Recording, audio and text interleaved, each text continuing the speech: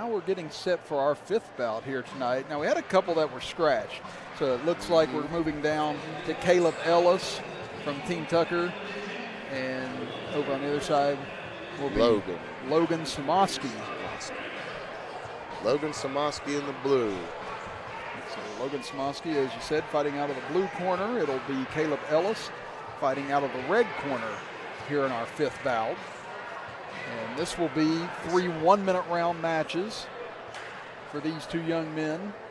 And this is supposed to be Pee-wee, ages 8 to 10, ages 8, 9, and 10, and it looks to be, but that is a He's a pretty big 8 to 10. Logan Somoskey looks like a big boy for 8, 9, 10.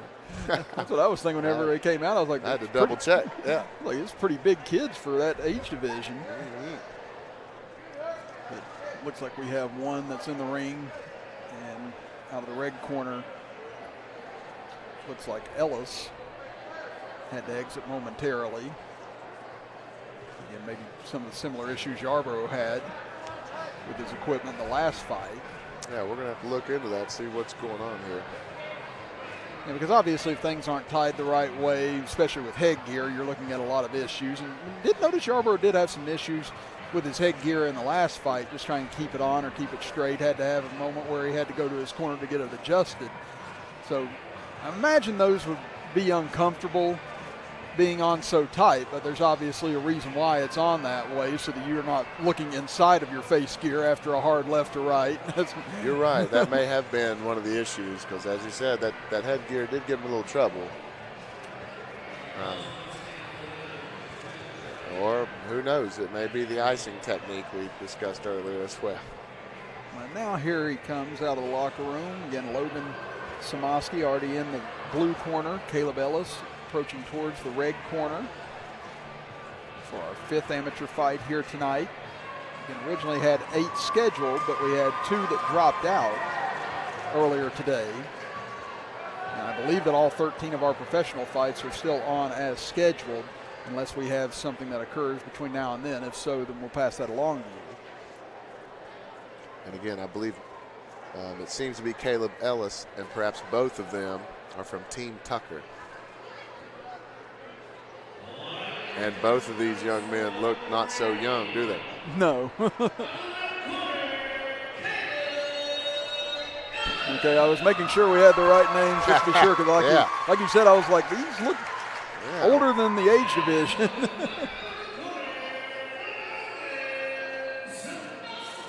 Okay, I wanted to make sure I was pronouncing the young man's name right. So far, so good, I believe, this evening on name pronunciations. If not, I'm sure on video productions in our comments section. Someone has sat there and corrected us as of now. So again, if we have, we apologize. Yeah, we will be advised. The announcer's doing a great job, too, of announcing these young men. You know, you always want your name to be announced at some sporting event, and they get their opportunity for that today. See, we should have had them do that for us in announcing tonight. Ellis comes out late. Yeah, before we start the professional fights. But Ellis came out strong, but now it's Somoskey trying to take the advantage. But now Ellis comes back strong, so both sides have had a strong start here and had their own flurries. Now Somoskey with a hard right, but Ellis counters right back. Yeah, you're right. Ellis came out flying and throwing some hard, straight hands, and Somoskey just covering up, but then letting them fly. And just talking about football analogies, this looks like a tight end and a tackle fighting right here. You know, one's a little leaner, one's got a little more meat to him. Should be an exciting match. Now you start to see both of them slowing down a little bit here after that quick flurry. Again, almost starting out kind of the way we saw the last bout. And now Somoskey starting to back up Ellis into the corner with a couple of jabs. Again, working him back towards the left, and there's the end of round 1. Yep, Ellis had some good-looking right hands, and Somoskey's looking good keeping his hands up. That's always number 1 in fighting. I tell people that I coach to act like there's bungee cords attached to from your hands to your jaw. There's no reason your hand should be away from your head unless it's throwing a punch. It's actually a great strategy. Absolutely, and Somoskey looks like he's doing well with that again. You know, we're seeing a repetitive thing tonight of these kids, young men, being coached up well. And again, hard to score that first round on both sides. Again, both had their moments. in the early going. So it feels like this fight's going to be decided a little bit more here in the last 2 rounds between the two. Who's got more stamina? Because you did see both start to slow down after that quick start. So we'll see who's got a little bit more left in the tank here in these next 2 minutes. Yeah, very similar first round, really close. If I could think of any statistical analysis, and we're not doing official punch couches up here, but I would have believed that Ellis threw more punches.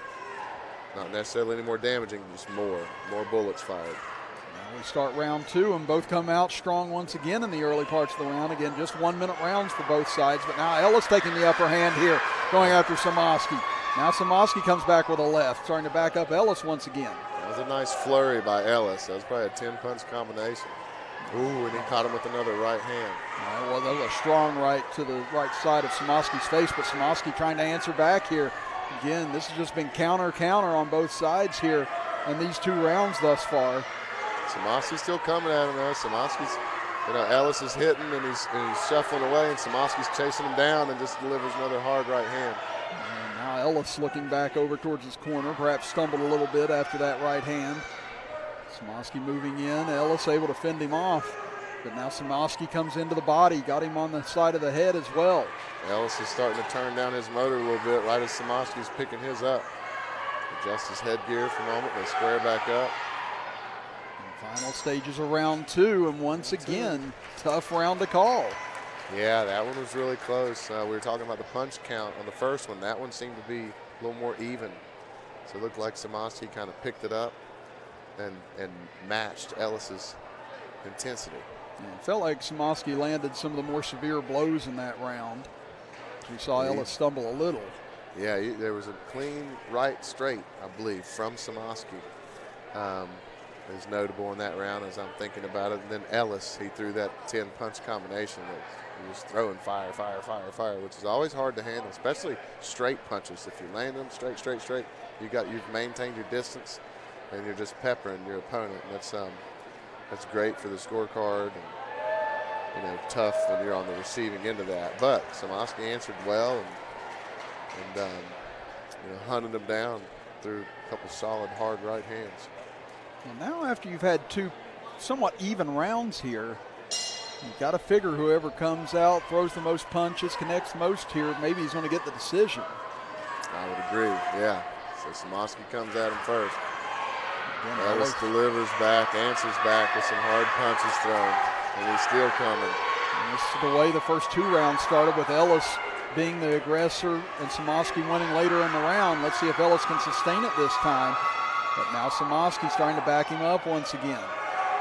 Yeah, great push, early push by Ellis. And Somoskey's, he's staying steady though. He's coming back. If I were Ellis's cornerman, I'd tell him to push like that again for this second half of these last 30 seconds. And again, maybe you get a 20-second rest in the middle, 20 start strong, 20 hard to close. That would be in Ellis's best interest. A right hand delivered by Somoskey. He's got Ellis in the corner, and he delivers another right hand to him. And you can see Ellis not getting his hands up to protect himself as much right now. Somoskey's on the offensive. Again, can he close strong here? Ellis trying to come with a right hand, but Somoskey's got him tired out a little bit, and thankfully the bell rings on both ends on a strong 3 rounds from both sides. That was a strong 3 rounds again. Ellis came out firing. That was the story of that match. Ellis being the aggressor and successfully, landing a lot of punches in the first half of the round, with Somoskey continuing to march forward, continuing to chop and work. And really, this is the first one out of the 5 that I really don't have a clear-cut idea of who I think won this. I mean, a lot of them have been close so far, but this one's really tough to decide. Yeah, it is. And Somoskey going to 4 corners of the ring, giving a bow right now. There, that might win. That might help the judges right there. I was going to say, trying to get that last minute, teacher's pet edition, but I know it's a sign of respect from Somoskey on both ends. Absolutely, yes. I had an incredibly tough fight in the semifinals of Tough Man with a really talented, athletic guy. I was fighting heavyweight, and this guy was solid muscle, and it was a really, really close fight. I got knocked down once, he got knocked down once in this fight, and at the end, I was conditioned. That was probably my strongest, and I remember hopping and dancing and breathing through my nose at the end of the bout, thinking, trying to pull Somoskey a little bit. I'm not tired. I can still keep going round after round, bring it. And I ended up getting that decision. Not to say that had anything to do with it, but it never hurts to let everybody know that you can just keep going if the bell rings again. It is. It's just psychological from a human standpoint. You can't help but see that, and you get affected. It's almost like product placement. You see things on television, it looks great, and of course you want it too. And sometimes whenever you get that from someone else, it does influence one way or the other. Oh, yeah. Like an Energizer buzzer, it'll keep going.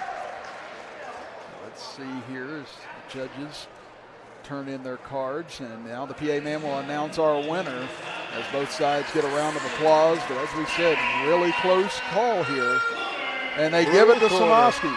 Somoskey with the tackle body versus the tight end. I think that's I can agree with that. But man, what a tough fight to call that. I mean, it could go either way, really. It was, and it felt like Somoskey just had a little bit more at the end of those rounds. Ellis started out so strong in each round, but Somoskey, sometimes right at the end of the round, that's really what the judges remember most, and that's why you see a lot of professional boxers, it's those final 30 seconds that tend to make a difference in a judge's mindset. Absolutely, correct. Especially in that first round, Miller threw quite a bit more punches. And then, perhaps he felt like in the first half of the round he'd dominate, and then he'd set back. And like